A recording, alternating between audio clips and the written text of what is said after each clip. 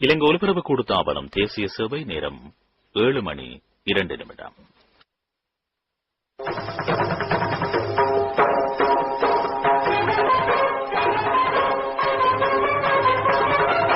விடியும் வேளை.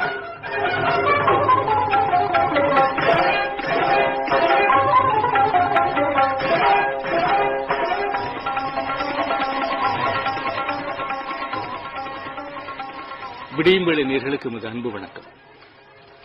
எமது நிகழ்ச்சியை இப்பொழுது முதல் 8 மணி வரை இலங்கை ஒலிபரப்பு கூட்டுத்தாபனத்தின் தேசிய சேவை அலைவரிசைகளான 102.1, 102.3 ஆகிய அலைவரிசைகளிலும், வடமாகாண நேயர்கள் எமது பிராந்திய ஒலிபரப்பும் யாழ் மண்ணிலிருந்து ஒலிபரப்பாகும் ஒரே ஒரு வானொலி நிலையமான யாழ் FM 90.1 அலைவரிசையிலும், சர்வதேச நேயர்கள் www.slbc.lk என்ற இணையதளத்திலும் கேட்கலாம். நிகழ்ச்சியை ஆரம்பிக்கிறோம். இந்த நிகழ்ச்சியிலும் ஒரு அதிதியை சந்திக்கிறோம். அவர் வேறு யாரும் இல்ல, எங்கள் வீட்டு பிள்ளை. அவர்தான் எங்கள் வானொலி நிலையத்தில் அறிவிப்பாளராகவும் தயாரிப்பாளராகவும் கடமையாற்றும் அனுஷா முரேஷ் அவர்கள். இந்த வருடத்துக்கான வானொலி அரச விருது அவருக்கு கிடைத்திருக்கிறது. அது பற்றிய அனுபவங்களை எல்லாம் நாங்கள் கேட்டு தெரிந்து கொள்ள இருக்கிறோம். இம்மாதம் 13ஆம் தேதி உலக வானொலி தினம் கொண்டாடப்பட்டது. இன்று செய்தித்தாள், தொலைக்காட்சி, இணையம், அலைபேசி போன்ற தொடர்பு சாதனங்கள் எம்மிடையே வந்துவிட்டாலும் வானொலியின் சேவையை மறந்துவிட முடியாது. உலக வானொலி தினத்தில் இலங்கையில் எமது அரசு வானொலி வல்லார்கள் பலருக்கு விருதுகள் வழங்கி கௌரவித்து வருகிறது. அந்த வகையிலே தாய் வானொலி நிலையமான இலங்கை ஒலிபரப்பு கூட்டுத்தாபனத்துக்கும் பல விருதுகள் கிடைத்திருக்கின்றன. அந்த விருதுகள் ஒன்றை பெற்றவர்தான் எங்களுடைய அறிவிப்பாளரும் ஒலிபரப்பாளருமான அனுஷா முரேஷ் அவர்கள். அவர்களை இப்பொழுது சந்திப்பதில் மகிழ்ச்சி அடைகிறோம். வணக்கம் அனுஷா முரேஷ். வணக்கம் தம்பி யதுதாஸ் அவர்களே. வணக்கம் நேயர்களே. இந்த அரச வானொலி விருது உங்களுக்கு கிடைத்திருக்கிறது. அந்த வகையிலே உங்களுக்கு வாழ்த்திக் கொண்டு உங்களுடைய அனுபவங்கள், ஒலிபரப்பு அனுபவங்கள் போன்றவற்றை, எழுத்து அனுபவங்கள், அது மட்டுமல்ல இசை அனுபவங்கள் போன்றவற்றை எல்லாம் கேட்டு தெரிந்து கொண்டிருக்கிறோம். உங்களுக்கு கிடைத்த இந்த விருதை பற்றி சிறிது எங்களுக்கு சொல்லுங்கள் அனுஷா முரேஷ். முதலில் வாழ்த்தினீர்கள், மிக்க நன்றி. அது மட்டுமல்ல, இந்த விருது கிடைத்த மாத்திரத்தில் வாழ்த்திய அனைத்து அன்புள்ளங்களுக்கும் நன்றிகளை இந்த வேளையில் நான் தெரிவித்துக் கொண்டு, இந்த விருது பற்றி, அதாவது 2017ஆம் ஆண்டு பிப்ரவரி 13ஆம் தேதி அரச வானொலி விருது விழா நடைபெற்றது. வானொலி அரசு விருது விழா 2017 நடந்தது. அப்பொழுது எனக்கு சிறந்த வானொலி சிறுவர் நாடக தயாரிப்புக்கான விருது கிடைக்கப்பெற்றது. இம்முறை 2019 பிப்ரவரி 12ஆம் தேதி நடந்த வானொலி அரசு விருது விழாவில் சிறந்த வானொலி விவரண நிகழ்ச்சிக்காக, அதாவது சும்மா கிடைக்கவில்லை இந்த சுதந்திரம் என்ற ஒரு சிறப்பு சித்திரம், உரை சித்திரம். ஆகவே இந்த உரை சித்திரத்துக்காக சிறந்த வானொலி விவரண நிகழ்ச்சிக்கான ஒரு விருதுதான் எனக்கு கிடைத்தது. அனுஷா முரேஷ் இள வயதிலேயே இப்படியான சிறந்த விருதை, பிரமாண்டமான விருதை பெற்றிருக்கிறீர்கள். உங்கள் இளமை காலத்தை பற்றி கொஞ்சம் சொல்லுங்கள் எங்களுக்கு.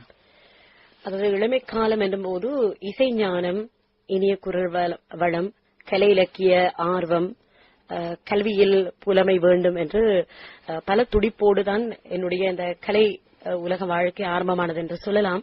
இதற்கு முற்றுமுழுதாக நான் முதற்கண் நன்றிகளை என்னுடைய தாயாருக்கு தான் தெரிவிக்க வேண்டும். அவருடைய இந்த கலை உலக வாழ்க்கை தான் என்னையும் இந்த இலங்கை ஒலிபரப்பு கூட்டுத்தாபன அன்னை வானொலியோடு இணைத்தது என்று சொல்லலாம். பெருமிதத்தோடு நான் சொல்வதற்கு கடமைப்பட்டிருக்கின்றேன், நன்றிகளோடு சேர்த்து. 1983களில் பத்திரிகையில், அதாவது மித்திரன் பத்திரிகையில் ஒருவர் எழுதிய ஒரு தொடர்கதை ஒன்று பிரசுரமானது. அதன் முடிவை ஊகித்து எழுதுங்கள் என்று ஒரு போட்டி நடைபெற்றிருக்கிறது.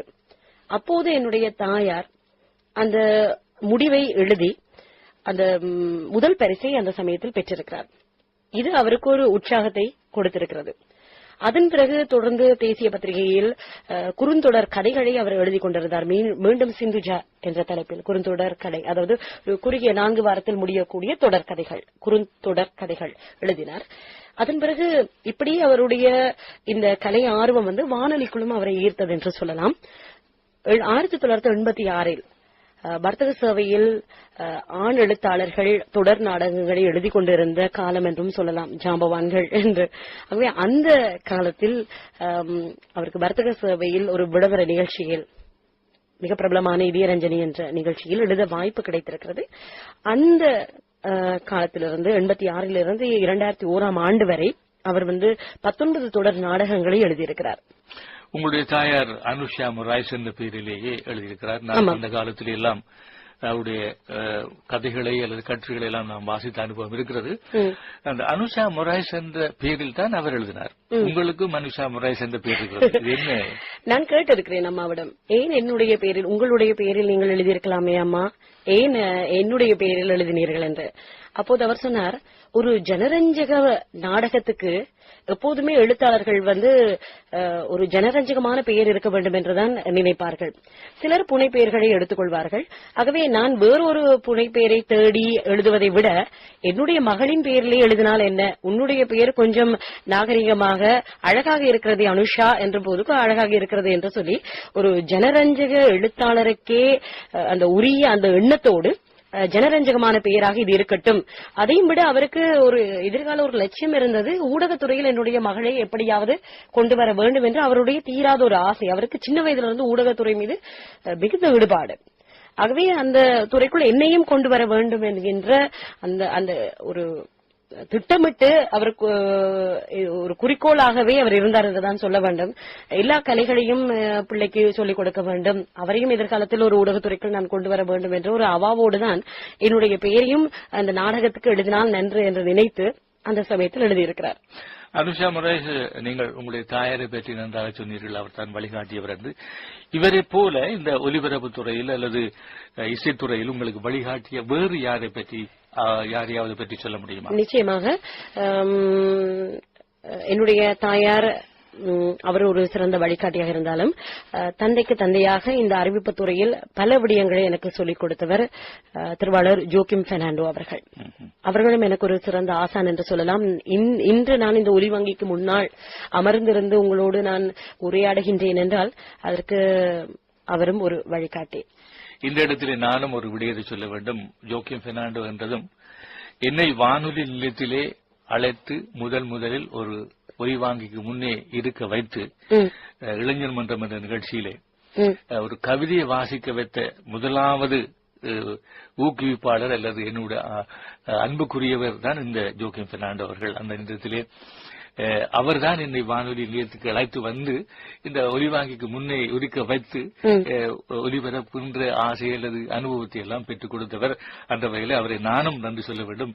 திரு ஜோக்கிம் பெர்னாண்டோ அவர்கள், உங்களுடைய அவர் இந்த நிகழ்ச்சியை கேட்டுக் கொண்டிருப்பார் நினைக்கிறேன். அவருக்கு நான் வாழ்த்துக்கள் சொல்ல வேண்டும். சொல்லுங்கள். ஆமாமா, அப்படியே என்னுடைய இந்த ஆர்வம், அதே சமயத்தில் என்னுடைய இந்த கலைப்பயண தேடலுக்கு என்னுடைய தாயாரும் மிகுந்த ஈடுபாடு கொண்டவர். அது மட்டுமல்ல, பொதுவாக சின்ன வயதிலிருந்து அவர்களுடைய ஆசையாக இருந்தாலும் எனக்கும் ஒரு கலைத்தாகம் இருந்தது என்று சொல்லலாம்.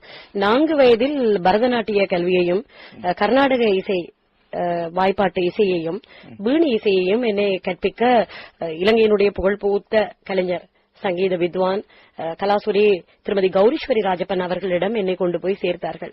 அவருடைய சபை, அதாவது இலங்கை சங்கீத சபை என்று ஒரு இசை கல்லூரி இருக்கிறது இப்பொழுதும். ஆகவே அந்த கல்லூரியில் என்னை கொண்டு போய் 4 வயதில் சேர்த்தார்கள். ஆகவே எனக்கு என்னுடைய குருவை மிக பிடிக்கும். தாய்க்கு அடுத்த ஸ்தானத்தில் அவரை நான் இன்றும் மதிக்கின்றேன். எந்த விடயமாக இருந்தாலும் அவரிடம் ஆசிகளை நான் பெற்றுதான் வருவது உண்டு. அங்கு நான் படித்துக் கொண்டு வரும்போது என்னை மிக ஊக்குவித்து இசை சம்பந்தமான நுணுக்கங்களை சொல்லிக் கொடுத்து நிறைய விஷயங்களை நான் ஆசிரியர் தரம் வரை நிறைவு செய்வதற்காக அயராது பாடுபட்ட ஒரு குரு என்று அவரை நாங்கள் சொல்லலாம். எல்லோருக்கும் அப்படியான குரு அமைவது இல்லை. இந்த நீங்கள் சொன்ன குருவை கலாசுரி கௌரீஸ்வரி ராஜப்பன் அவர்களை பற்றி நானும் சொல்ல வேண்டும். ஏனென்றால் அவர் புகழ் பெற்ற ஒருவர். எப்படி என்றால் இலங்கையினுடைய முதலாவது தமிழ் திரைப்படத்திலே பின்னணி பாடியவர், தோட்டக்காரி திரைப்படத்தில். ஆமாம், அவருடைய அந்த பாடல்கள் எனக்கு ஆரம்ப காலத்தில் சொல்லி இருக்கிறார். அதன் பிறகு இலங்கை வானொலிக்குள் என்னுடைய பிரவேசம் அமைந்ததற்கு பிறகு என்னுடைய குரு எப்படி பாடியிருக்கிறார் என்றது, ஏன்னா இலங்கை வானொலியில் மட்டும்தான் அந்த பாடல்கள் இருக்கின்றன. நான் எங்களுடைய இசைக்களஞ்சிய சாலைக்கு சென்று அந்த பாடல்களை இசைத்தட்டிலிருந்து கேட்டிருக்கிறேன். உப்பில்லாத சோறு நான் என்று ஒரு நாட்டார் இசை போன்ற டாக்ஸி டிரைவர் திரைப்படத்தில், அதுபோல என்னை நீ மறந்தாலும் என்று ஒரு கர்நாடக பாணியில் தோட்டக்காரி திரைப்படத்தில், அதுபோல அவருடைய பல பாடல்கள் இருக்கின்றன. மறைந்த பொப்பிசை பாடகர் மனோகரனோடு காலங்கள் தோறும் என்ற ஒரு ஜோடி பாடல், அதுக்கு இசையமைத்தவர் விக்டர் ரத்நாயக்கா அவர்களது இசையில் பாடல்கள் இருக்கின்றன. ஆகவே என்னுடைய குரு அவரும் ஒரு திரைப்படத்துறையோடு சம்பந்தப்பட்டவர், இந்த கலைத்துறையோடு இலங்கை வானொலியோடு மிக நெருங்கிய தொடர்பு கொண்டவர் என்பது இன்னும் ஒரு ஆசையும் இருந்தது. ஆகவே இப்படி என்னுடைய கலை வாழ்க்கை ஆரம்பமானது. அதன் பிறகு ஆசிரியர் தரம் முடித்து அவைக்காற்று நிகழ்வு யாழ்ப்பாணத்தில் மருதனார் மடத்தில் நான் செய்து, வட இலங்கை சங்கீத சபையின் சார்பாக செய்து, அவர்கள் நடத்திய 6ஆம் தரம் தேர்வில் தேர்ச்சி பெற்று அவைக்காற்று நிகழ்வில் நான் பங்கு கொண்டு சங்கீத கலாவித்தகர் என்ற பட்டம் எனக்கு வழங்கி கௌரவிக்கப்பட்டது.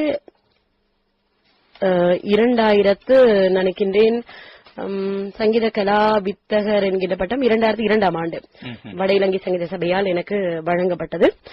அதன் பிறகு இப்படியே என்னுடைய கலை வாழ்க்கையோடு இலங்கை வானொலியினுடைய தொடர்பும் இருந்தது என்று சொல்லலாம். 14 வயதில் என்னுடைய தாயார் நாடக அதாவது ஒலிப்பதிவுக்கு வரும்போது என்னையும் சிறு வயதிலிருந்து கூட்டிக் கொண்டு வருவார். நானும் வருவேன், இந்த ஒலிவாங்கியை பார்ப்பேன். பிரபல ஜாம்பவான்கள் நட்சத்திரங்கள் எல்லாம் நடித்துக் கொண்டிருப்பார்கள். அவர்களை எல்லாம் எனக்கு சின்ன வயதிலிருந்து பார்க்கக்கூடிய சந்தர்ப்பம். ஆகவே இந்த ஒலிவாங்கிக்கு முன்னால் நானும் ஒரு நாள் பேச வேண்டும் என்ற ஆர்வம் இருந்தது. அதே சமயத்தில் சின்ன சின்ன விளம்பரங்களுக்கு பெண் பிள்ளையின் குரல் தேவை என்று சொல்லும் போது நான் என்னையும் கூட்டி செல்வார்கள், அம்மா கூட்டி செல்வார்கள். அப்போது நானும் குரல் கொடுப்பேன். இப்படியே எனக்கு ஆர்வம். அதன் பிறகு 14 வயதில் இலங்கை வானொலியினுடைய தமிழ் சேவை தென்றல் கட்டுப்பாட்டாளர் திரு ராஜபுத்திரன் யோகராஜன் அவர்கள் தயாரித்து வழங்கிய நாளைய சந்ததி என்ற நிகழ்ச்சியில் நான் பங்கு கொள்வது வழக்கமாக இருந்தது. பங்கு கொண்டேன். அதிலிருந்து நிறைய விஷயங்களை நான் கற்றுக்கொண்டிருக்கின்றேன். நிறைய விஷயங்களை கற்று அதன் பிறகு கிராமிய சஞ்சிகை போன்ற நிகழ்ச்சிகளில் நான் குரல் கொடுப்பது உண்டு. இப்படி இருக்கும்போது 2000ஆம் ஆண்டு நாடக உரை சித்திர கலைஞராக நான் தேர்வானேன். 2003ஆம் ஆண்டு இப்படியே நான் பலால் யாழ் எஃப்எம்மிலும் அறிவிப்பாளராக கடமை புரிந்தேன். முதல் அறிவிப்பாளராக நான் பணிபுரிந்தது யாழ் எஃப்எம்மில். என்னுடைய பிராந்திய சேவையான யாழ்ப்பாணம் யாழ் எஃப்எம்மில் தான் நான் பணிபுரிந்தேன். அதன் பிறகு 2005ஆம் ஆண்டு இலங்கை ஒலிபரப்பு கூட்டுத்தாபனத்தில் பகுதி நேர அறிவிப்பாளராக சேர்ந்து இன்றும் இந்த பணி தொடர்ந்து கொண்டிருக்கிறது. 13 ஆண்டுகள் ஆகிறது. இந்த அறிவிப்பு துறை உங்களிடம் நிறைய கேட்க வேண்டும். அறிவிப்பு துறை பற்றி கேட்க வேண்டும். ஒலிபரப்பு துறையிலே தயாரிப்பு வகை கேட்க வேண்டும். அது மட்டுமல்ல, நீங்கள் இசைத்துறையில் வல்லவர், நாட்டியத்துறையில் வல்லவர், அவையெல்லாம் தனித்தனியாக கேட்க வேண்டும். இந்த விருது பெற்ற வகையிலே பல விருதுகளை பெற்றுக்கிறீர்கள். சென்ற வருடம் சரி, இந்த வருடம் சரி விருதுகளை பெற்றுக்கிறீர்கள். உங்கள் தயாரிப்பு நிகழ்ச்சியில் என்னென்ன நிகழ்ச்சிகள், அதை பற்றி கொஞ்சம் சொல்லுங்கள். தமிழ்ச்சேவையை பொறுத்தவரையில் 2010ஆம் ஆண்டு முதல் நான் சிறுவர் மலர் நிகழ்ச்சியை தயாரித்துக் கொண்டு வருகின்றேன். அது மட்டுமல்ல, அவ்வப்போது நான் உரை சித்திரம், இசை சித்திரம் நிகழ்ச்சிகளையும் தயாரித்து வருவது உண்டு. நாடகங்களில் நடித்து, ஏனென்றால் நான் ஒரு நாடக உரை சித்திர கலைஞராகவும் 2000ஆம் ஆண்டு முதல் இருப்பதன்படியால் நாடகங்களிலும் நான் அவ்வப்போது நடித்துக் கொண்டு வருவேன். அதோடு என்னுடைய முழுமையான இங்கு பணி என்று சொன்னால் அறிவிப்பு துறைதான். இப்படியே நிகழ்ச்சிகளையும் தயாரித்துக் கொண்டு அறிவிப்புகளையும் செய்து கொண்டு எல்லாவற்றிலும் தடம் பதித்துக் கொண்டிருக்கின்றது என்று சொல்லலாம். அதாவது தென்றல் அறிவிப்பாளராகவும் வர்த்தக அறிவிப்பாளராகவும் தேசிய சேவையிலே தயாரிப்பாளராகவும் இருக்கிறீர்கள். இந்த பாடல்களை ஒலிபரப்பும் பொழுது நீங்கள் முழுமையாக சொல்வீர்கள். பாடகர் யார், இசையமைப்பாளர் யார், எழுதியவர் யார் என்று டக்குன்னு சொல்வீர்கள், திடீரென்று சொல்வீர்கள். இந்த கம்ப்யூட்டரை பார்த்து சொல்வது போல் தெரிவதில்லை. அது எப்படி உங்களுக்கு பரிச்சயமானது? வந்த காலத்திலிருந்து பல பயிற்சிகள் இலங்கை வானொலியில், அதாவது ஒரு அறிவிப்பாளராக நாங்கள் இலங்கை வானொலிக்குள் காலெடுத்து வைக்க வேண்டும் என்று சொன்னால் பல தடைகளை தாண்டி பல பயிற்சிகளை பெற்று பல சிரேஷ்ட அறிவிப்பாளர்களிடமிருந்து பயிற்சிகளை பெற்று நாங்கள் வருவது உண்டு. இந்த அப்சர்வேஷன் என்று சொல்வார்கள், கண்காணிப்பதற்கென்றே நாங்கள் 6 மாதமாக இந்த ஒலிவாங்கியை பார்த்து கொண்டு மட்டும் இருப்போம். வெளியிலிருந்து அறிவிப்பாளர்கள் பேசுவது, சிரேஷ்ட அறிவிப்பாளர்கள் பேசுவதை நாங்கள் 6 மாதங்களாக வெறும் கைகளை கட்டிக்கொண்டு எங்களுக்கு ஒவ்வொரு நேரம் ஒதுக்கி தருவார்கள். அதிகாலை 5 மணிக்கு வர வேண்டும் என்று சொல்வார்கள், 7 மணிக்கு அப்படி நேரம் பிரித்து கொடுப்பார்கள். அந்த சமயத்தில் மிக கஷ்டப்பட்டு இந்த துறைக்குள் அதீத ஈடுபாடு காரணமாக பார்த்து கொண்டே இருப்போம். அது எங்களுடைய பார்க்க வேண்டும், இவர்கள் நன்றாக உன்னிப்பாக ஒவ்வொரு விடயத்தை நாங்கள் பார்க்க வேண்டும். அப்படியான எங்களுக்கு பயிற்சிகள் கொடுக்கப்பட்டது. அதன் பிறகு மூத்த அறிவிப்பாளர்களோடு சேர்ந்து இணைந்து நாங்கள் பயிற்சிகளை பெற்றிருக்கின்றோம். அதையும் தவிர இந்த இசைத்தட்டு களஞ்சிய சாலை என்பது எங்களுக்கு ஒரு பள்ளி என்றுதான் சொல்ல வேண்டும், பாடசாலை தான். அதில் நான் முழுமையாக கற்றேன் என்று சொல்ல முடியாது. இன்றும் நான் கற்றுக்கொண்டுதான் இருக்கின்றேன். ஒவ்வொரு நாளும் நாங்கள் செல்லும் போதும் ஏதோ ஒரு விஷயத்தை, புதிய விடயத்தை அங்கு இசைத்தட்டு களஞ்சிய சாலையில் இந்த இசைத்தட்டில் இது இருக்கிறதா, இந்த ரெக்கார்டில் இது இருக்கிறதா என்று நாங்கள் கற்றுக்கொண்டுதான் இருக்கிறோம். ஆகவே படிப்பதற்கு இது ஒரு பல்கலைக்கழகம், படிப்பதற்கு இன்னும் நிறைய இருக்கிறது. நான் நினைக்கின்றேன் என்னுடைய 60 வயது கடந்தாலும் நான் இலங்கை வானொலியில் படித்துக் கொண்டுதான் இருப்பேன் போல இருக்கிறது. இசைத்தட்டு களஞ்சியத்தை பற்றி சொன்னீர்கள், எனக்கு ஞாபகம் இருக்கிறது. இந்தியாவிலிருந்து ஒரு வாசகர் அல்லது நேர் எங்களுடைய இசைத்தட்டு களஞ்சியத்தை பார்த்துவிட்டு உலகத்திலேயே இதே போல இசைத்தட்டு களஞ்சியத்தை நான் பார்க்கவில்லை. அதாவது உலகத்தில் ஆசியாவிலேயே இலங்கை ஒலிபரப்பு கூட்டுத்தாபனம் தான் முதல் தர இசைத்தட்டு களஞ்சிய சாலையை கொண்ட தாபனம். அது மட்டுமல்ல, லட்சக்கணக்கான இசைத்தட்டுகள் இங்கு மட்டும்தான் இருக்கிறது. சினிமா படம் தென்னிந்தியாவில் ஆரம்பிக்கப்பட்ட சினிமா படம் இலங்கையில் இந்தியாவில் ஆரம்பிக்கப்பட்ட காலம் முதல் அங்கு செய்யப்படுகின்ற இந்த இசைத்தட்டு அவ்வளவுமே இலங்கை வானொலிக்கு அனுப்பப்படும். ஆக இங்க இருக்கிறது. அது மட்டுமல்ல, பல மொழிகளிலும் இருக்கின்றன. தெலுங்கு, கன்னடம், பெங்காலி, உருது, உங்களுக்கு தெரியாதது இல்லை. நீங்கள் மூத்த அறிவிப்பாளர். எல்லாமே எங்களுடைய இசைத்தட்டு களஞ்சிய சாலை. அதை மார்த்தட்டி பெருமையாக நாங்கள் சொல்லலாம். அன்னை வானொலியில் மட்டும்தான் உலக அளவில் மிகப்பெரிய அதிகூடிய இசைத்தட்டு களஞ்சிய சாலைகளை கொண்ட எங்களுடைய அன்னை வானொலியில் தான் ஆசியாவிலேயே பெரிய ஒரு இசைத்தட்டு களஞ்சிய சாலை என்று சொல்லி பெருமையோடு இன்றும் நான் சொல்வது உண்டு. என்ன பாடல் வேண்டும் என்று சொன்னாலும் அங்கே இருக்கக்கூடிய புத்தகங்களை புரட்டி பார்த்தால் எங்களது முன்னோர்கள் அவ்வளவு தொகுத்து வைத்த அத்தனை பொக்கிஷங்களும் இருக்கின்றன. ஆகவே அந்த பொக்கிஷங்களிலிருந்து நாங்கள் படித்துக் கொள்ள வேண்டிய விஷயங்கள் ஏராளமாக இருக்கிறது. மூத்த அறிவிப்பாளர்கள் என்று சொன்னீர்கள். மூத்த அறிவிப்பாளர் பலருடன் நீங்கள் பங்கு பெற்றதாக அல்லது சேர்ந்து கலை நிகழ்ச்சியில் ஈடுபட்டதாக சொன்னீர்கள். மூத்த அறிவிப்பாளர்கள் ஒரு சிலருடைய பேரை சொல்ல முடியுமா? ஆமா, நான் இங்கு வந்த காலத்தில் நான் சின்ன வயதிலிருந்து பல அறிவிப்பாளர்களை, கலைஞர்களை பார்த்திருந்தால் கூட நான் ஒலிபரப்பு துறைக்குள் காலடி எடுத்து வைத்ததன் பிறகு பயிற்சிகளை பெற்ற அறிவிப்பாளர்களை நான் நிச்சயமாக சொல்ல வேண்டும். ராஜேஸ்வரி அம்மா, ராஜேஸ்வரி சண்முகம், அதுபோல KJ கிருஷ்ணன் அண்ணா, அதுபோல கணேஸ்வரன் அண்ணா, ஜெயலட்சுமி சந்திரசேகரன், கலிஸ்டா லூகஸ், விசாலாட்சி ஹமீத், இவர்களிடம் நான் பயிற்சிகளை பெற்றிருக்கின்றேன். கூடுதலான பயிற்சிகளை நான் பெற்றிருக்கின்றேன். இவர்கள் எல்லோருமே என்னை ஊக்குவித்தவர்கள் என்றும் சொல்லலாம். அதுவும் அந்த சமயத்தில் பணிப்பாளராக, தமிழ்ச்சவை பணிப்பாளராக கடமை புரிந்தார் சில ஆண்டுகள் KJ கிருஷ்ணன். அவரை மறக்க முடியாது. ஏனெனில் பல நிகழ்ச்சிகளை ஒரே சமயத்தில் செய்யக்கூடிய அந்த பயிற்சிகளை கொடுத்தவர் அவர். அதாவது இன்னும் ஒரு விஷயம் நான் சொல்ல வேண்டும். இது புகழ்ச்சிக்காக, வெறுமனே புகழ்ச்சிக்காக மட்டுமல்ல, ஏற்றி விடுவதற்கு ஏணிகள் தேவை. எங்களுக்கு எவ்வளவு திறமை இருந்தாலும் அதில் நான் வாழ்நாளில் யாரையும் மறக்க முடியாது. முக்கியமாக என்னுடைய இலங்கை வானொலிக்குள் நான் வர காரணமானவர்கள் என்னுடைய தாய், அதுபோல எனக்கு தந்தையாக இருந்து வழிகாட்டியாக இருந்த திருவாளர் ஜோக்கிம் பெர்னாண்டோ அவர்களையும் தவிர ராஜபுத்திரன் யோகராஜன் அண்ணா இன்று கட்டுப்பாட்டாளராக இருக்கக்கூடியவர்.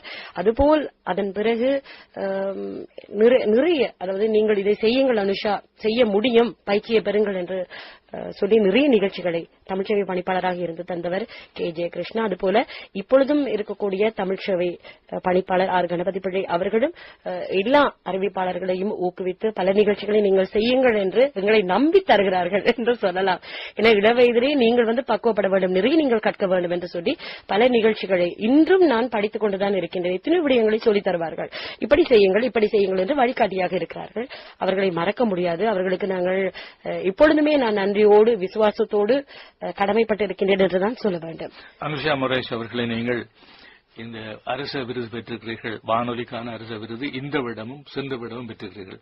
சென்ற விடம் என்ன நிகழ்ச்சிக்காக என்ன விருது பெற்றீர்கள்? அதாவது கடந்த முறை 2017ஆம் ஆண்டு சிறந்த வானொலி சிறுவர் நாடக தயாரிப்பு, அதாவது சிறுவர் மலர் நிகழ்ச்சியில் சிறுவர் மலர் நிகழ்ச்சியில் ஒரு நாடகம் ஒளிபரப்பப்பட்டது, சிறுவர் நாடகம். அந்த அந்த அனுப்பிய அந்த நிகழ்ச்சியில் அந்த நாடகத்துக்கு தான் தயாரிப்புக்காக கிடைத்தது, எனக்கு விருது கிடைத்தது. இந்த வருடம் உங்களுக்கு தெரியும், ஏற்கனவே சொன்ன விவரண நிகழ்ச்சிக்கான விருது, சும்மா கிடைக்கவில்லை இந்த சுதந்திரம், இந்த நிகழ்ச்சிக்கான விருது கிடைத்தது. சென்ற வருடம் இந்த ஒரு இசைத்தட்டு கூட, ஆமா, ஒரு இருவட்டு வெளியீடு நடந்தது. அது என்னென்று சொன்னால், எனக்கு சின்ன வயதுல இருந்து கவிதை எழுதக்கூடிய ஆர்வம் அதிகம் என்று சொல்லலாம். பள்ளி நாட்களிலிருந்து நிறைய ஏராளமான கவிதைகளை எழுதுவேன். அந்த சமயத்தில் எனக்கு பாடல்கள் எழுத வேண்டும் என்ற ஆர்வமும் இருந்தது. இலங்கை வானொலிக்குள் பாடல் எழுத வேண்டும் என்று மெல்லிசை பாடகியாக தேர்வானதன் பிறகு பல பாடல்களை பாடியிருக்கின்றேன்.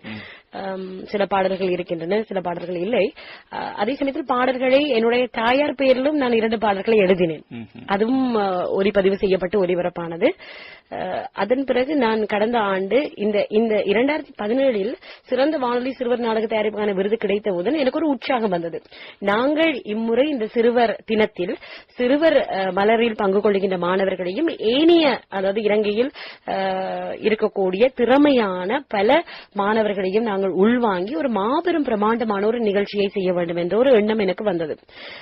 அதற்கு நான் அனுமதியை எங்களுடைய அதிகாரிகளிடம் நான் பெற்றேன், முறைப்படி பெற்றேன். கட்டுப்பாட்டாளராக இருக்கட்டும், பணிப்பாளராக இருக்கட்டும், கூட்டுத்தாபன தலைவர், அதுபோல மேலதிக பணிப்பாளர் எல்லோரிடமும் அனுமதியை பெற்று, எனக்கு விளம்பரதாரர்களும் மிக அதாவது உதவி புரிந்தார்கள் என்று சொல்லலாம்.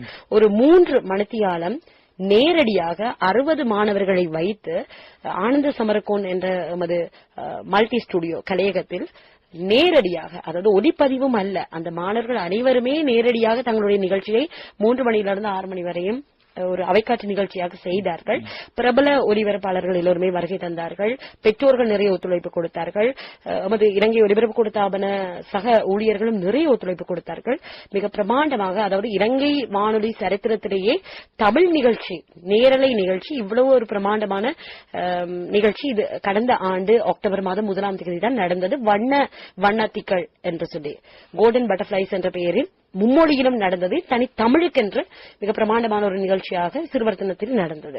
அந்த நிகழ்ச்சியின் சில பகுதிகள், ஆமா, அந்த நிகழ்ச்சியில் நீங்கள் கேட்டது போல அந்த நிகழ்ச்சியில் ஒரு பாடல் இருவட்டு வெளியிட வேண்டும் என்று ஒரு தீராத ஒரு ஆசையாகவே நானே ஒரு பாடலை எழுதினேன்.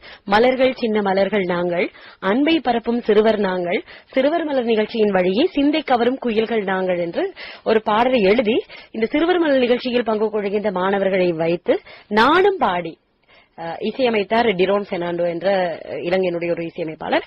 ஆகவே இப்படி ஒரு கூட்டு கலவையாக இலங்கை வானொலியினுடைய படைப்பாக அந்த பாடல் உருவாக்கப்பட்டது. இருவட்டின் தலைப்பின் பேர் என்ன? அதாவது மலர்கள் சின்ன மலர்கள் நாங்கள். அந்த இருவட்டு அன்று அந்த நிகழ்ச்சியில் கூட்டத்தாபன தலைவர், அதுபோல மேலதிக பணிப்பாளர் நாயகம், தமிழ்ச்சேவை பணிப்பாளர், கட்டுப்பாட்டாளர் சகிதம் அந்த இருவட்டு வெளியிடப்பட்டது.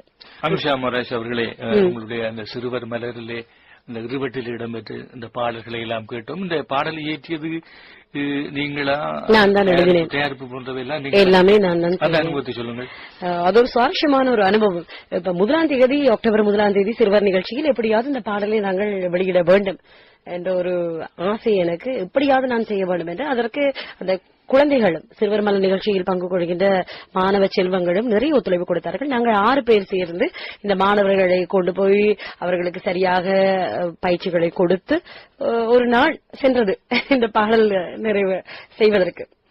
ஆனா இன்னும் தொடர்ந்து பாடல்கள் செய்யக்கூடிய ஆர்வமும் அதற்கான முயற்சிகளையும் நான் எடுத்துக்கொண்டிருக்கின்றேன். ஒலிபரப்பு துறை பற்றி மட்டும் நாங்கள் உங்களிடம் தெரிந்து கொள்ள விரும்பவில்லை, உங்களுடைய இசை நடனம் பற்றிய விவரங்களை அறிந்து கொள்ள வேண்டும். நிச்சயமாக இசை பற்றிய அனுபவங்கள், இந்த இசை துறைக்கு எப்படி வந்தீர்கள், அதனுடைய ஆர்வம் எப்படி ஏற்பட்டது, அது பற்றி சொல்லுங்கள். என்னென்று சொன்னால், என்னுடைய குடும்பமே ஒரு கலை குடும்பம் என்று நான் சொல்லலாம். என்னுடைய தந்தையார் ஜோசப் ரெக்ஸ் மொராயஸ், அவர் இந்திய வீரபாண்டி பட்டணத்தைச் சேர்ந்தவர். அவர் ஒரு ஓவியர், அது மட்டுமல்ல அவர் ஒரு சிற்பியும் கூட. இலங்கையில் புகழ்பெற்ற திருத்தலங்களில் அவருடைய ஓவியங்கள் இருக்கின்றன. பார்த்தால் தெரியும், ரெக்ஸ் மொராயஸ் என்று அவர் சைன் செய்திருப்பார், அவருடைய ஒப்பம் இருக்கும். ஆகவே பிரபலமான ஒரு ஓவியர் அவர், ஒரு சிற்பி. நிறைய ஏராளமான கோயில்களில் அவருடைய சிற்பங்கள், அவருக்கு இப்பொழுது அவர் உயிரோடு இல்லை, அவருடைய சிற்பங்கள் இருக்கின்றன. ஆகவே தந்தை வழியையும் தாய்க்கு இருந்த அந்த எழுத்துத்துறை வழியையும் தான் என்னுடைய கலை ஆர்வம் வந்தது என்று நான் சொல்லலாம். ஆகவே 4 வயதில் என்னை கொண்டு போய் என்னை சேர்த்தார்கள் என்று நான் சொன்னேன் தானே. அன்றிலிருந்து படிப்படியாக ஒவ்வொரு விடயங்களையும் கற்றேன். அன்னையோடு அன்னை வானொலிக்கு நான் வருவது உண்டு நாடக ஒலிப்பதிவு வேளைகளில். இப்படி என்னுடைய வாழ்க்கை ஆரம்பமானது. அதன் பிறகு 2005 அறிவிப்பாளராக வந்து இந்த இடமும் அந்த பணி தொடர்ந்து கொண்டு இருக்கிறது. அதோடு நான் இப்பொழுது இலங்கை சங்கீத சபையில் என்னுடைய குருவிடமே நான் ஒரு ஆசிரியராக இருந்து வீணை இசையையும் கர்நாடக வாய்ப்பாட்டு இசையையும் கற்பித்துக் கொடுத்து கொண்டு இருக்கின்றேன் மாணவிகளுக்கு. ஒலிபரப்புத்துறை, இசைத்துறை, நடனத்துறையில் நான் இலங்கையின் புகழ் பூத்த, அதாவது கடந்த ஆண்டு ஆரம்பத்தில் காலமானார் இலங்கையின் புகழ் பூத்த நடன தாரகி திருமதி லீலாம்பிகை செல்வராஜா அவருடைய மாணவிதான் நான். அவரிடம்தான் நான் பல நடன நுட்பங்களை கற்றேன்.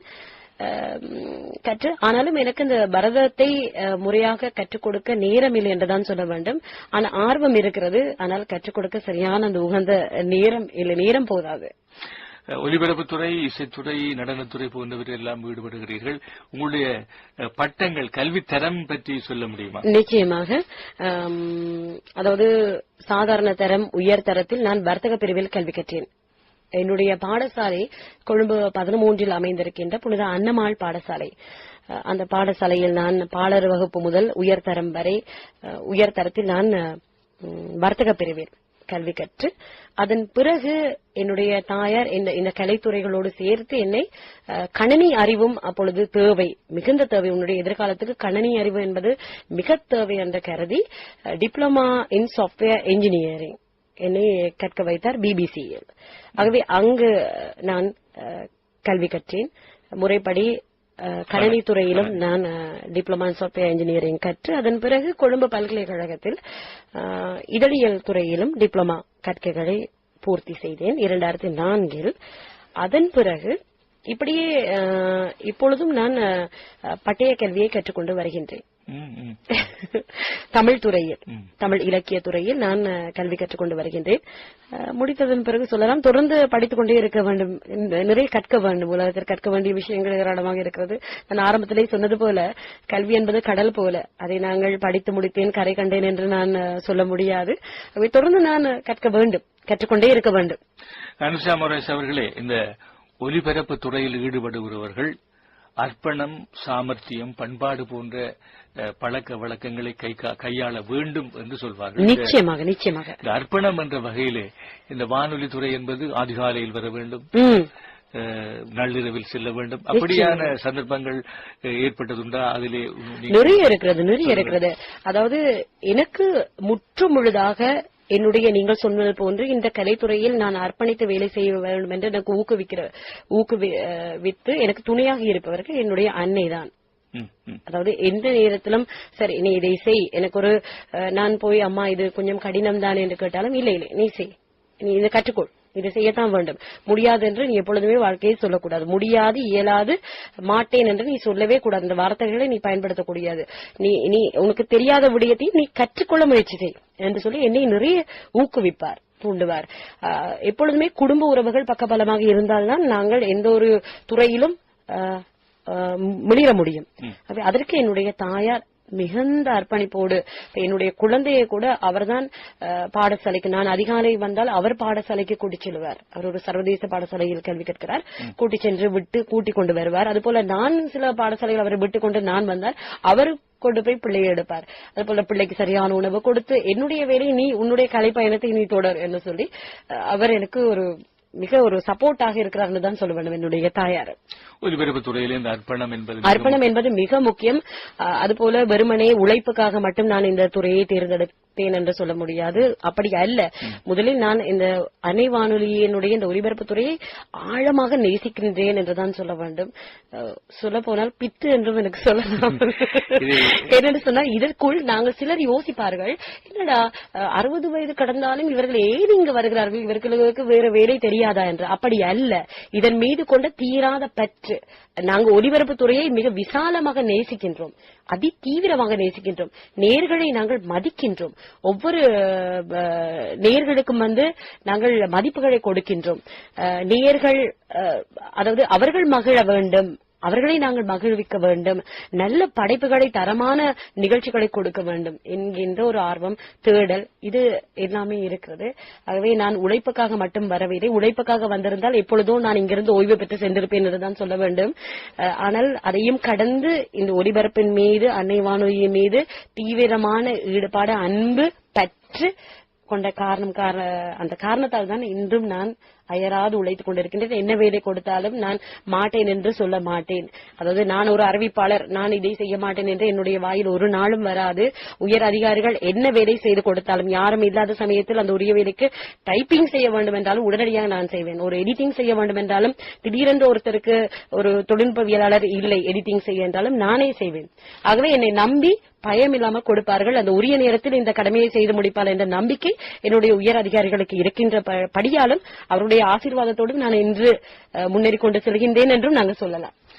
இந்த இடத்திலே மூத்த ஒலிபரப்பாளர் ராஜேஸ்வரி சண்முகம் அவர்கள் வழங்கிய ஒரு கருத்தை சொல்ல வேண்டும். மூத்த ஒலிபரப்பாளர் அமரர் ராஜேஸ்வரி சண்முகம் அவர்கள் சொன்னார்கள், தான் வானொலி நிலையத்துக்கு வந்து இந்த ஒலிவாங்கிக்கு முன்னே அமர்ந்து கொண்டால் உலகத்தையே மறந்து விடுவார். உண்மைதான். என்ன சொல்லுங்கள், இங்கு வந்தால் எல்லா இன்ப துன்பங்கள் எல்லாமே மறந்து விடும். எங்களுக்கு வெளி உலக தொடர்பு இங்கு பார்க்கவும் முடியாது. வெளியில் போய் இந்த கலையகத்துக்குள் வந்தா இதுதான் எங்களுடைய உலகம் போல இருக்கும். இப்பொழுதெல்லாம் கைக்குள் உலகம், கணனி, சகல வசதிகளும் எங்களுக்கு இருக்கிறது.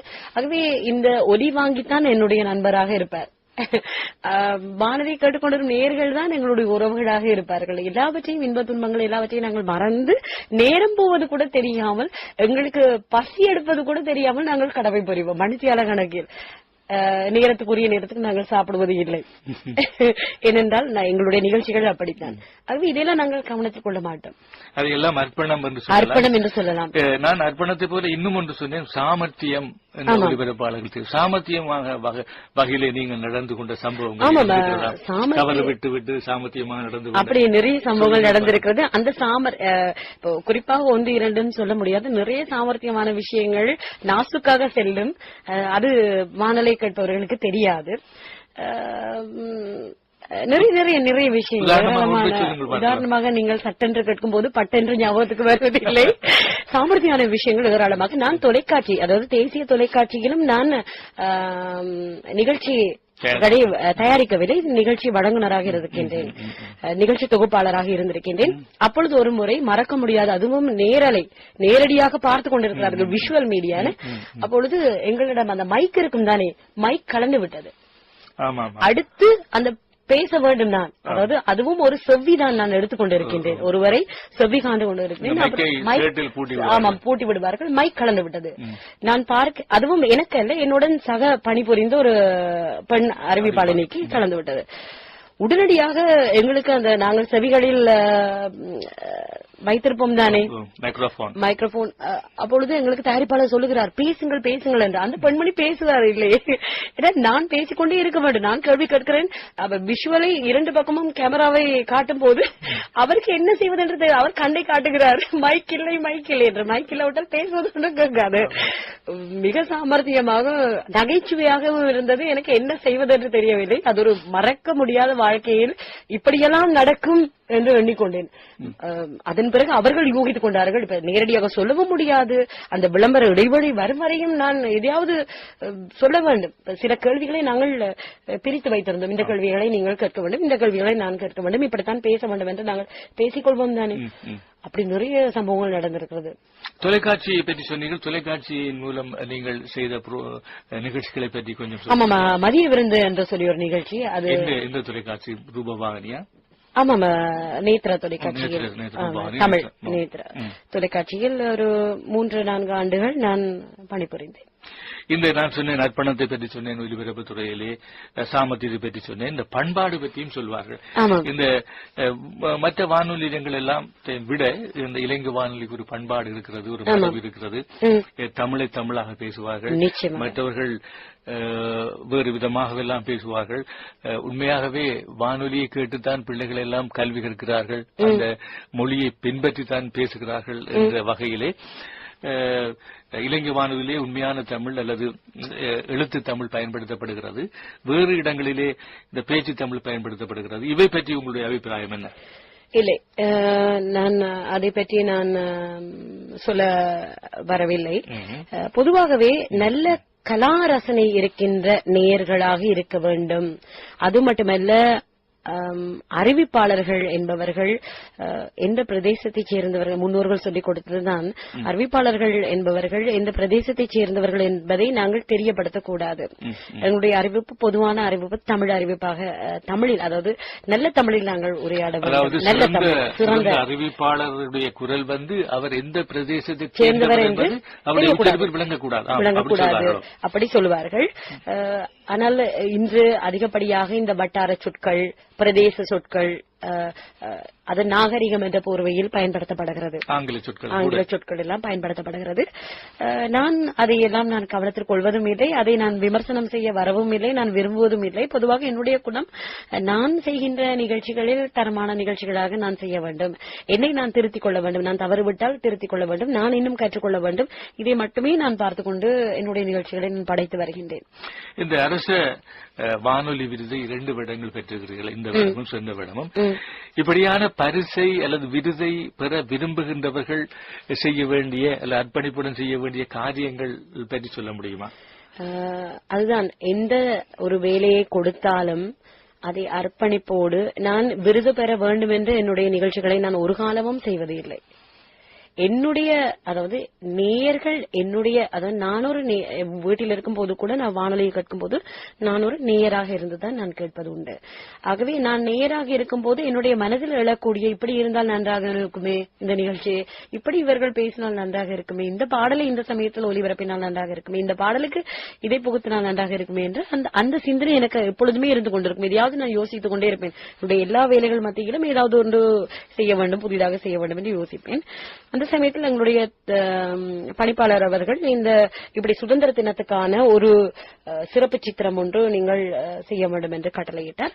அதன் பேரில் 3 அறிவிப்பாளர்கள் அந்த சிறப்பு சித்திரத்தில் குரல் கொடுத்திருந்தார்கள். KJ கிருஷ்ணா, அதுபோல கலிஸ்டா லூகஸ், நாகபூஷணி கருப்பையா, 3 குரல் கொடுத்திருந்தார்கள். வெகு சிறப்பாகவே அதை நான் எடிட் செய்தேன் என்று சொல்லலாம். என்னுடைய ரசனைக்கு ஏற்றாற்போல எடிட் செய்தேன். அது, அதாவது பிரதியும் உங்களுடையதா? பிரதி என்னுடையது அல்ல, வந்த பிரதி ஒன்றுக்கு தான் நான் தயாரித்தேன். அந்த நிகழ்ச்சியை தயாரித்து நல்ல ஆழமான சுதந்திர தினத்துக்கான ஒரு பிரதி என்கின்றபடியால் அதற்கு மிக ஈடுபாட்டோடு அதை எடிட் செய்து கொடுத்தேன். அது எல்லோருக்கும் பிடித்திருந்தது. பலர் அந்த சமயத்திலே சொல்லியிருந்தார்கள் நன்றாக இருக்கிறது என்று. அதுவும் நுழைந்த விருதுக்கு, இந்த விருது, அரச விருது என்பது, அரச வானொலி விருது என்பது அண்மையில் தான் 2-3 வருடங்கள் தான் வழங்கப்பட்டு வருகின்றன. அதுக்கு முன்பு எல்லாம் வழங்கப்படுவதில்லை. இப்பொழுது வழங்கப்படுவதை இட்டு நீங்கள் என்ன கருதுகிறீர்கள்? சந்தோஷம். ஆனால் இதற்கு முன்னர் நாங்கள் வந்த காலத்திலிருந்து கொடுக்கப்பட்டிருந்தால் பல விருதுகளை பெற்றிருப்போமோ என்று எண்ண தோன்றுகிறது. ஏனெனில் குறுக்கெழுத்து போட்டியை நான் செய்து கொண்டிருந்தேன். அதுபோல வசந்தம் என்கின்ற இசையணி தேர்வு நிகழ்ச்சியை நான் செய்தேன். அதுபோல பாட்டுக்கு என்ன பதில், எல்லோருமே மூத்த அறிவிப்பாளர்கள் செய்த நிகழ்ச்சிகளை நாங்கள் வந்த காலத்தில் எங்களுக்கு செய்ய கொடுத்தார்கள். பாட்டுக்கு என்ன பதில் என்ற நிகழ்ச்சியை நான் செய்து கொண்டிருந்தேன்.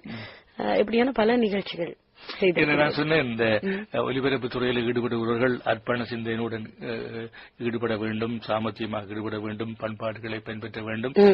இந்த சாமர்த்தியம் என்று சொல்ல மீண்டும் சொல்கிறேன். நீங்கள் சில வேளைகளில் ஒலிபரப்பு நடைபெறும் பொழுது தவறுகள், உச்சரிப்பு தவறுகள் விட்டு அதை திருத்திக் கொள்ளுகின்ற சந்தர்ப்பம் ஏற்பட்டது. இப்பொழுது இப்ப உதாரணத்துக்கு சில சமயங்களில் நான் தடுமாறி உச்சரிப்பு பிழையாக அந்த சொல் வந்துவிடும். வந்தவுடனே மீண்டும் அதை சொல்லி திருத்திக் கொள்வோம். ஏனெனில் அது பிழையை நான் சரி என்று விட்டுவிட முடியாது. அந்த இடத்தில் நானே மன்னிக்க வேண்டும் என்று சொல்லிவிட்டு திருத்திக் கொள்வது நல்லது தானே. இளமையிலேயே நீங்கள் இந்த இப்படியான 2 சிறந்த வானொலி விருதுகளை பெற்றிருக்கிறீர்கள். இப்படி வானொலி விருதுகளை பெற விரும்புகின்ற ஏனைய கலைஞர்களுக்கு நீங்கள் கூறுகின்ற அறிவுரை என்ன? அர்ப்பணிப்போடு செயலாற்றுங்கள் என்றுதான். அர்ப்பணிப்போடு செயலாற்றுங்கள். எதையும், அதாவது நான் இந்த பரிசை பெற வேண்டும், விருதை பெற வேண்டும் என்று மட்டும் எண்ணாதீர்கள். எப்பொழுதுமே அர்ப்பணிப்போடு எந்த வேலையை கொடுத்தாலும் நீங்கள் செய்தால் அந்த வேலைக்குரிய பிரதிபலன் உங்களுக்கு கிடைக்கும். அதுதான் நான் எப்பொழுதுமே நான் சொன்னது போல உழைப்புக்காக மட்டுமே நான் இங்கு வந்திருந்தால் இன்று நான் இங்கு இருந்திருக்க மாட்டேன். நிரந்தரமாக அர்ப்பணிப்பு சிந்தை, ஆர்வம், அதீத அன்பு, பற்றுதல், இது இப்படியெல்லாம் இருக்கின்ற அந்த சிந்தை காரணமாகத்தான் நான் தொடர்ந்து இங்கு இருக்கின்றேன். மற்றவர்களுக்கு சொல்வது அதுதான். அதாவது ஒரு துறைக்குள் நாங்கள் சாதிக்க வேண்டும் என்று முடிவெடுத்தால் அந்த துறைக்குள் எங்களை முழுமையாக நாங்கள் ஈடுபடுத்த வேண்டும். பல விஷயங்களை நாங்கள் கற்றுத்தர வேண்டும். ஆனால் பல விடயங்களில் நாங்கள் காலடி எடுத்து வைத்துக் கொண்டு முன்னேற முடியாது. ஒரு துறையை நாங்கள் தேர்ந்தெடுத்து அதில் நாங்கள் சரியாக முன்னேற வேண்டும் என்று நாங்கள் முன்னேறலாம். அனுஷா மொரைஸ், நீங்கள் இந்த ஒலிபரப்பு துறை பற்றி சொன்னீர்கள், இசைத்துறை பற்றி சொன்னீர்கள், நடனத்துறை பற்றி நீங்கள் சொல்ல வேண்டும். நீங்கள் அரங்கேற்றம் செய்தீர்களா? இல்லை, நான் அரங்கேற்றம் செய்யவில்லை. ஆனால் சிறுவயது முதல் அதிகப்படியான நான் நினைக்கின்றேன் சுமார் 500க்கு மேற்பட்ட நடன நிகழ்ச்சிகளில் நான் கலந்திருக்கின்றேன். நிறைய போட்டிகள், அதாவது பிரிட்டிஷ் ஃபெடரேஷன் ஆஃப் ஃபெஸ்டிவல் என்று சொல்லக்கூடிய ஒரு நடன ஒரு அரங்கு, அந்த அரங்கில் நான் பல முறை தங்க பதக்கம் வென்றிருக்கின்றேன். நடனத்தில் மட்டும் சோலோ தனி நடனத்தில் நான் தங்க பதக்கங்கள் வென்றிருக்கின்றேன். அது மட்டும் இல்ல, ஒரு முறை நான் ஆல் ஐலண்ட் வினர் என்று சொல்லி தேசிய ரீதியாக நடனத்துறையில் நான் இடம்பெற்றேன்.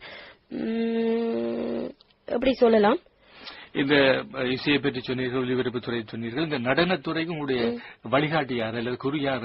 குரு நான் ஏற்கனவே சொன்னது போல திருமதி லீலாம்பிகை செல்வராஜ் அவர்கள் இப்பொழுது உயிரோடு இல்லை. அவர்தான் என்னுடைய குரு. நிறைய விஷயங்களை திருத்து விடுவார். அந்த தட்டுக்களி காலில் வரும் பிழையாக நாங்கள் பாதங்களை வைத்து ஆடினால் அந்த தட்டுக்களி நேரடியாக காலில் அடிபடும். அந்த அளவுக்கு ஒரு ஸ்ட்ரிக்டான, ஒரு கடுமையான, அதே சமயத்தில் அன்பான, சரியாக தன்னுடைய மாணவிகள் சரியாக நடனமாட வேண்டும் என்று முனைப்போடு எங்களை வழி நடத்தியவர் ஒரு குரு, லீலாம்பிகை செல்வராஜா. இந்த இசைத்துறையை பற்றி சொன்னீர்கள். இந்த இசைத்துறை மூலம் நீங்கள் பெற்ற அனுபவங்கள் மூலம் இந்த ஒலிபரப்பு துறைக்கு அது உதவி இருக்கிறதா? அந்த இசை சம்பந்தப்பட்ட கல்வியில் நிச்சயமாக இல்லை என்று சொல்லவே முடியாது. ஏனென்று சொன்னால், ஒரு ஒலிபரப்பாளனுக்கு, ஒரு அறிவிப்பாளனுக்கு இந்த கம்பைலேஷன் என்கின்ற விஷயம், அதாவது தொகுப்பு, பாடல் தொகுப்புகள் மிக முக்கியம். பாடல் தொகுப்புகள் முக்கியம். இது இசை ரசனை இருந்தால்தான் அந்த தொகுப்புகளை நேயர்கள் ரசிக்கக்கூடியதாக இருக்கும். அதாவது ஒரு தீம், ஒரு பாடல் கேட்கும் போது அந்த மூட் குழம்பக்கூடாது என்று சொல்வார்கள். அந்த கம்பைலேஷனுக்கு இந்த இசை அறிவு மிக முக்கியம். எனக்கு நிறைய உதவி புரிந்திருக்கிறது. நான் மீண்டும் எனக்கு இசை அறிவு கொடுத்த என்னுடைய குரு கலாசூரி கௌரீஸ்வரி ராஜப்பன் அவர்களுக்கு நான் என்றென்றுமே கடமைப்பட்டிருக்கின்றேன். என்றால் கற்பித்தது மட்டுமல்ல, அவர்கள் ஸ்தாபகராக அவர் உருவாக்கிய இலங்கை சங்கீத சபையை தொடர்ந்து நீ நடத்த வேண்டும் என்று என்னை உற்சாகப்படுத்தி இன்றளவும் என்னை வழிநடத்தி கொண்டிருப்பவர் அவர்தான். என்னால எப்படி எந்த ஒரு குருவுக்கும் அப்படி ஒரு பண்பு அவ்வளவு எளிதில் வராது. அதாவது எந்த பிரதிபலனுமே என்னிடம் பாராமல், இந்த சபையை நீ எனக்கு பிறகு அனுஷா நீ கொண்டு நடத்த வேண்டும் என்ற எல்லா விடயத்துக்கும் ஆலோசனை கொடுத்து நிறைய விஷயங்களை சொல்லி இன்றளவும் என்னை உற்சாகப்படுத்துபவர் அவர்தான். நான் சொன்னேன், எந்த காரியத்தை நான் செய்தாலும் அவரிடம் நான் ஆசி வாங்கிவிட்டு தான் வருவேன். முதலில் நான் அவரிடம் சொல்வேன், அதன் பிறகு அன்னையிடம் சொல்வேன். அப்படி என்னுடைய அன்னையாருக்கே தெரியும், உனக்கு அவர்தானே அம்மா என்று சொல்வார். அந்த அளவுக்கு அவரும் என்னை ரொம்ப மிக பிள்ளை போன்ற என்னை நேசிப்பார். எந்த விஷயத்தையும் அவர் என்னோடு பகிர்ந்து கொள்வார். ஆழமான ஒரு உறவு, பெறா மகளாவிட்டாலும் பெற்ற தாயாக நான் நினைக்கக்கூடிய உறவு கலாசூரி கௌரீஸ்வரி ராஜப்பன் அவர்கள் கொடுத்த இந்த இசை அறிவு, இந்த அறிவிப்பு துறைக்கு மென்மேலும் எனக்கு உதவியாக இருக்கிறது. இன்று அனுஷா மொரைஸ், இந்த நீங்கள் சொன்னீங்க, ஒலிபரப்பு துறை சொன்னீர்கள், இசைத்துறை பற்றி சொன்னீர்கள், நடனத்துறை பற்றி சொன்னீர்கள். இப்பொழுது அண்மையிலே நீங்கள் இந்த இசைத்துறை பற்றி ஒரு கட்டுரை எழுதி வருகிறீர்கள். நிச்சயமா, அதை மறந்து விட்டேன் பாருங்கள். அதாவது தினகரன் பத்திரிகையில் எனக்கு இந்த வாய்ப்பை எனக்கு கொடுத்தவர் நமது தினகரன் பத்திரிகையில் எடிட்டராக இருக்கும், இலங்கை வானொலியில் அறிவிப்பாளராக இருக்கக்கூடிய விசு கருணாநிதி அண்ணா தான். அண்ணா என்றுதான் நான் அவரை சொல்ல வேண்டும். செய்தி ஆசிரியர் விசு கருணாநிதி அவர்கள் சொன்னார், அனுஷா நீங்கள் இவ்வளவு திறமைகளை வைத்திருக்கின்றீர்கள், ஏன் அனுஷா எங்களுடைய பத்திரிகைக்கு ஒரு புதிய ஒரு செந்தூரம் என்கின்ற பகுதி ஞாயிற்றுக்கிழமைகளில் தினகரன் பத்திரிகையில் வருகிறது, இதற்கே நீங்கள் எழுதக்கூடாது, எழுதலாமே, உங்களுடைய அந்த அறிவை நீங்கள் பயன்படுத்தலாமே. எத்தனையோ பேருக்கு இந்த விடயங்கள் இசையை, அதாவது கர்நாடக இசை சம்பந்தமான விஷயங்கள் தெரியாது. தொடர்ந்து நீங்கள் எழுதி வந்தால் படிக்கின்ற பிள்ளைகளுக்கு அது ஆர்வமாக இருக்குமே என்று சொன்னார். நான் சரி, ஆனா எனக்கு அதாவது முன்னோர்கள் எழுதிய அந்த இசை சம்பந்தமான அறிமுறைகளை மீண்டும் நான் எழுத முடியாது, ஏற்கனவே எழுதிவிட்டார்கள். நான் என்ன செய்தேன், அதை திறம்பட நான் வடிவாக தொகுத்து தருகின்றேன் அண்ணா என்று சொல்லி ஒரு இசையோடு என்னுடைய கற்பனையோடு சேர்த்து அந்த தியரி என்று சொல்லுகின்ற அந்த அறிமுறையையும் தொகுத்து நான் இப்பொழுது 4வது வாரம், இன்று 4வது வாரம் தினகரன் பத்திரிகையில் என்னுடைய 7 ஸ்வரங்களுக்குள் என்ற அந்த இசை தொகுப்பு வெளிவந்திருக்கிறது. அனுஷா முரேஷ் அவர்கள், நீங்கள் இந்த தென்றலிலே ஒலிபரப்பு செய்யும் பொழுது பல விடயங்களை எல்லாம் சொல்வீர்கள். பல சமய சம்பந்தமான விடயம், சினிமா சம்பந்தமான விடயம், பல்வேறு விடயங்களை சொல்வீர்கள். எனக்கு இப்பொழுதுதான் தெரிகிறது நீங்கள் எல்லாம் கேட்கின்றீர்கள் என்று. அந்த விடயங்களை இப்பொழுது எங்கிருந்து பெறுவீர்கள்? தொலை இல்லை, நான் நிறைய புத்தகங்கள் வாசிப்பேன். நான் உண்மையை சொல்ல வேண்டும் என்றால் நிறைய புத்தகங்கள் வாசிப்பேன். எனக்கு புத்தகங்கள் ஆசான் என்றும் சொல்லலாம். நான் நிறைய புத்தகங்கள் வாங்குவேன். என்னுடைய தாயாருக்கும் 8 வயதிலிருந்து புத்தகம் வாசிக்கக்கூடிய அந்த பழக்கம் இருந்தது. அவர் வழியே எனக்கும் நிறைய புத்தகங்கள் நான் வாசிப்பேன். கூடுதலாக இந்த ஆன்மீக சிந்தனையான புத்தகங்கள் என்னை ரொம்ப கவரும். இந்த கதை புத்தகங்கள் நான் வாசிப்பது குறைவு. ஆன்மீக சம்பந்த, பொது அறிவுகள், விஞ்ஞான தகவல்கள், இதை எனக்கு மிக பிடிக்கும். இசை சம்பந்தமான புத்தகங்கள், ஆய்வு புத்தகங்கள், கவிதை, நாட்டார் இசை புத்தகங்கள் எல்லாம் பிடிக்கும். புத்தகங்கள் வாங்குவேன். எனக்கு என்னை வழிகாட்டியாக இருப்பவர்கள் கூட எனக்கு கொடுத்து என்னை, நீங்கள் இதை வாசியுங்கள், நல்ல ஒரு புத்தகம் இருக்கிறது என்று கொடுப்பார்கள். ஆகவே அந்த புத்தகங்களிலிருந்து நிறைய விஷயங்களை கற்று நான் மனதில் வைத்திருக்கின்றேன். அதையும் விட தகவல் தொழில்நுட்பம் என்று வரும்போது உடனடியாகவே உங்களுக்கு தெரியும், இணையதளங்களில் புதிய புதிய தகவல் தொழில்நுட்பங்கள் வருகின்றன. ஆகவே அதையும் சேர்த்து நான் நேயர்களுக்கு திறம்பட படைப்பது உண்டு. இந்த சமய சம்பந்தமான விடயங்களை எல்லாம் நீங்கள் அடிக்கடி சொல்வீர்கள். அப்படியானால் நீங்கள் நல்ல முறையில் சமையல் செய்வீர்களா? சமையல் திறம்பட செய்வேன். பெண்களுக்கு இருக்கக்கூடிய 64 கலைகளில் 10வது கலை இந்த சமையல் கலை. ஆகவே இந்த 10வது கலையை எப்பொழுதுமே பிரபலத்தின் உச்சியில் இருப்பவர்கள் சொல்லக்கூடாது, எனக்கு அது தெரியாது, எனக்கு இது தெரியாது, வீட்டுக்கு வேலையாட்கள் இருக்கிறார்கள் என்று சொல்லி நான் அப்படியெல்லாம் சொல்ல மாட்டேன். நான் மிக எளிமையாகத்தான் என்னுடைய வாழ்க்கையை நான் நடத்தி கொண்டு வருகின்றேன். ஆகவே எல்லா துறையிலும் சமையலிலும் நான் சிறந்து விளங்க வேண்டும் என்று சமையல் நன்றாக நான் செய்வேன். பொதுவாக இந்த ஒலிபரப்பு துறையில் ஈடுபடுகிறவர்கள் ஆண்கள் கூட கஷ்டப்படுகிறார்கள். ஆனால் பெண்களுக்கு குடும்ப பாரம் இருக்கிறது, ஒலிபரப்பு பாரம் இருக்கு. இந்த இதையெல்லாம் எப்படி நீங்கள் சமாளிக்கிறீர்கள்? அதாவது எல்லா விடயத்தையும் நான் கொஞ்சம் இலகுவாக எடுத்துக் கொள்ளக்கூடியவள். நீங்கள் வந்த போது என்னிடம் கேட்டீர்கள், கசப்பான அனுபவங்கள், சந்தோஷமான அனுபவங்களை பகிர்ந்து கொள்ளுங்களேன் அனுஷா என்று கேட்டீர்கள்.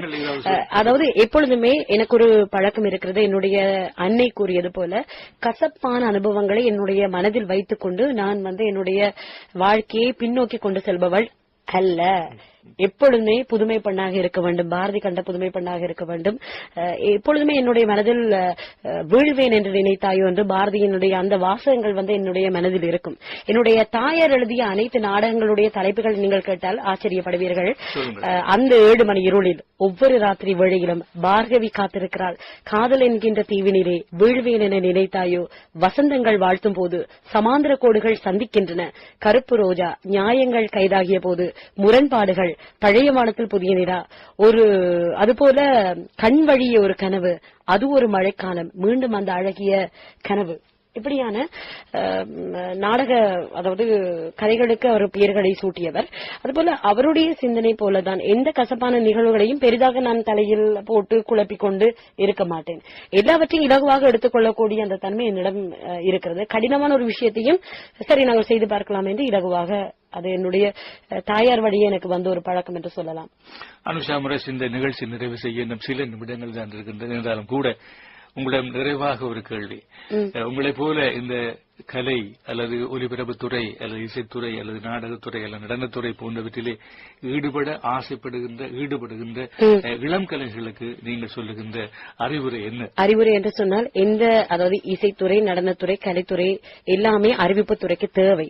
அறிவிப்பாளராக வர விரும்புகின்ற ஒவ்வொருவரும் எனக்கு அறிவிப்பாளராக மட்டும் இருந்தால் போதும் என்று நினைக்கக்கூடாது. கலைத்துறை என்பது மிக முக்கியம். ஆகவே எல்லோருக்கும் நான் சொல்லுவேன், நீங்கள் படிக்கும் போது முறைப்படி படியுங்கள், சரியான ஒரு ஆசானிடம் நீங்கள் பயிலுங்கள். வர்த்தக நோக்கத்துக்காக செயல்படுகின்ற பயிற்சி நிறுவனங்களிடம் ஏமாறாதீர்கள். முறைப்படி படியுங்கள். எந்த கல்வியையும் முழுமையாக படியுங்கள். கலைத்துறையாக இருக்கட்டும், முழுமையாக எனக்கு இது கொஞ்சம் தெரிந்தால் போதும் என்று நினைத்து படிக்கின்றீர்கள். முழுமையாக படியுங்கள். முழுமையாக படித்தால் அதற்குரிய பலன் உங்களுக்கு கிடைக்கும். இந்த வேளையில இந்த செவ்வி காண்பதற்காக எனக்கு வாய்ப்பு கொடுத்த நமது இலங்கை ஒலிபரப்பு கொடுத்தாமன தமிழ்ச்சவை பணிப்பாளர் ஆர் கணபதி பிள்ளை அவர்களுக்கும் நான் நன்றிகளை கூற கடமைப்பட்டிருக்கின்றேன். அதுபோல என்னை இன்றளவும் வழிகாட்டியாக இருக்கக்கூடிய வழிகாட்டி நல்ல ஒரு ஆசானாக இருக்கக்கூடிய தமிழ்ச்சவை கட்டுப்பாட்டாளர் திரு ராஜபுத்திரன் யோகராஜன் அவர்களுக்கும் நான் நன்றிகளை கூற கடமைப்பட்டிருக்கின்றேன். அத்தோடு இங்கு சக கடமை புரியும் அனைத்து மூத்த அறிவிப்பாளர்களுக்கும், என்னோடு பணிபுரியும் அனைத்து அறிவிப்பாளர்களுக்கும் நான் நன்றிகளையும் கூற கடமைப்பட்டிருக்கின்றேன். உங்களுக்கும் என்னுடைய நன்றி கலந்த வணக்கங்களை கூற, எல்லாவற்றையும் விட இன்று நான் இப்படி இருப்பதற்கு முக்கிய காரணம் என்னுடைய அன்னை தந்தை அவர்களுக்கும் நல்வழியே என்னுடைய வாழ்க்கை பயணத்தை கொண்டு செல்லும் இறைவனுக்கும் இந்த வழியில் நன்றிகளை கூறுகின்றேன். அனுஷா மொரேஷ் அவர்களே, இந்த இளவயதில் கூட பெரிய அனுபவங்களை எல்லாம் உங்களுக்கு சொன்னீர்கள். ஒலிபரப்பு துறையிலே ஈடுபட்டிருக்கிறீர்கள், இசைத்துறையிலே ஈடுபட்டிருக்கிறீர்கள், நடனத்துறையில் ஈடுபட்டிருக்கிறீர்கள். இந்த விடயங்கள், இந்த அனுபவங்கள் பற்றியெல்லாம் நீங்கள் நன்றாக எங்களுக்கு சொன்னீர்கள், எடுத்துக் கூறினீர்கள். உங்களுக்கு நன்றி, வணக்கம்.